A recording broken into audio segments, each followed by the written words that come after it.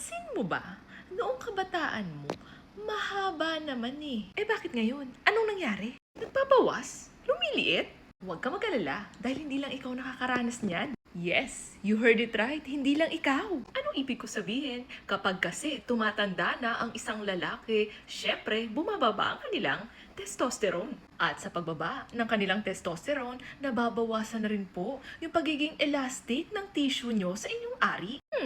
Parehas din po yan sa mga kababaihan. Kapag nagkakaedad na, bumababa din ang kanilang hormone. Yung hormone na pampaganda. Elastic yung ari. At syempre, yung madulas. So kapag tumatanda na, parehas ng mga kalalakihan, bumababa o nababawasan din yung pagiging elastic ng vaginal muscles. Ang tendency, pwedeng magsugat, masakit, at may bleeding. So in short, ang mga kalalakihan at kababaihan sa tuwing tumatanda o nagkakaedad na ay halos parehas lamang. Isama mo pa na kapag ang lalaki ay bihira ng magpatigas ng kanilang ari, ang tendency bumababa na rin po yung oxygen papunta sa kanilang tissues. So ang epekto, syempre mamamatay yung mga cells dyan. So what's next? Syempre, kukupos, liliit. Next, kapag nagkakaroon ng Peyronie's disease, ano naman yun? Actually, ang cause nito, unknown pa din. Pero may mga ilan na nagsasabi na dahil sa microtrauma. Ano daw yung microtrauma? Ito yung mga simpleng trauma na nakukuha nyo kapag kayo ay nakikipagtalik. Yes, kapag tumatama ang inyong ari sa mga pelvic bone ng mga kababaihan.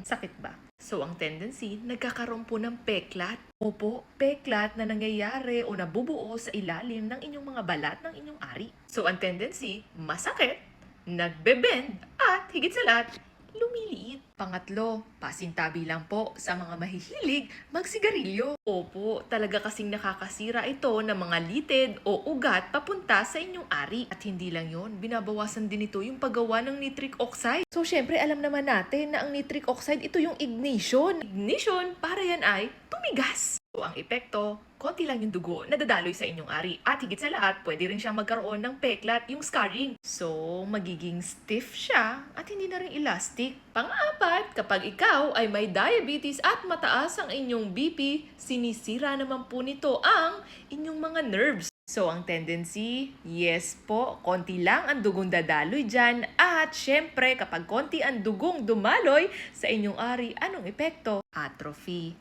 Opo, kukupos, liliit. Pansin mo ba, noong kabataan mo, mahaba naman eh. Eh bakit ngayon? Anong nangyari? Nagbabawas? Lumiliit? Huwag ka mag-alala dahil hindi lang ikaw nakakaranas niyan. Yes, you heard it right, hindi lang ikaw.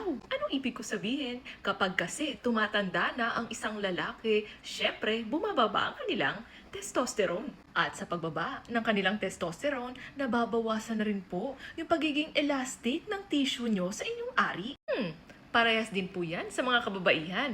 Kapag nagkakaedad na, bumababa din ang kanilang hormone. Yung hormone na pampaganda. Elastic yung ari. At syempre, yung madulas. So kapag tumatanda na, parehas ng mga kalalakihan, bumababa o nababawasan din yung pagiging elastic ng vaginal muscles. Ang tendency, pwedeng magsugat, masakit, at may bleeding. So in short, ang mga kalalakihan at kababaihan sa tuwing tumatanda o nagkakaedad na ay halos parehas lamang. Isama mo pa na kapag ang lalaki ay bihira ng magpatigas ng kanilang ari, ang tendency bumababa na rin po yung oxygen papunta sa kanilang tissues. So ang epekto, syempre mamamatay yung mga cells dyan. So what's next? Syempre, kukupos, liliit. Next, kapag nagkakaroon ng Peyronie's disease, ano naman yun? Actually, ang cause nito, unknown pa din. Pero may mga ilan na nagsasabi na dahil sa microtrauma. Ano daw yung microtrauma? Ito yung mga simpleng trauma na nakukuha nyo kapag kayo ay nakikipagtalik. Yes, kapag tumatama ang inyong ari sa mga pelvic bone ng mga kababaihan. Sakit ba? So ang tendency, nagkakaroon po ng peklat. Opo, peklat na nangyayari o nabubuo sa ilalim ng inyong mga balat ng inyong ari. So ang tendency, masakit, nagbe-bend, at higit sa lahat, lumiliit. Pangatlo, pasintabi lang po sa mga mahihilig magsigarilyo. Opo, talaga kasing nakakasira ito ng mga litid o ugat papunta sa inyong ari. At hindi lang yon, binabawasan din ito yung paggawa ng nitric oxide. So syempre alam naman natin na ang nitric oxide ito yung ignition. Ignition, para yan ay tumigas. So, ang epekto, konti lang yung dugo na dadaloy sa inyong ari. At higit sa lahat, pwede rin siyang magkaroon ng peklat, yung scarring. So, magiging stiff siya at hindi na rin elastic. Pang-apat, kapag ikaw ay may diabetes at mataas ang inyong BP, sinisira naman po nito ang inyong mga nerves. So, ang tendency, yes po, konti lang ang dugong dadaloy dyan. At syempre, kapag konti ang dugong dumaloy sa inyong ari, anong epekto? Atrophy. Opo, kukupos, liliit.